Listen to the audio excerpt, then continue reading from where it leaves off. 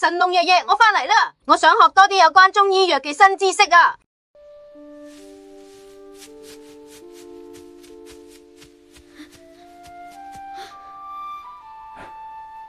你返嚟啦，我哋開始今日記中醫藥知識小課堂啦。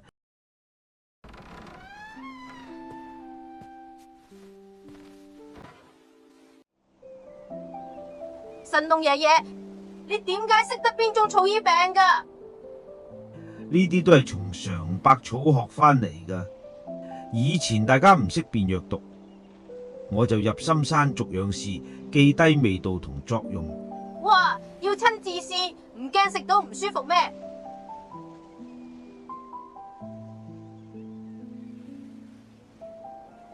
草有5味噶，甘、苦、酸、鹹、辛，每種味作用不同。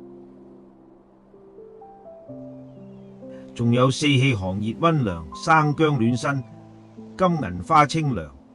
要分清楚，喉痛乾甩飲羅漢果水潤喉，凍親肚就飲生薑水暖翻，生活常用嘅。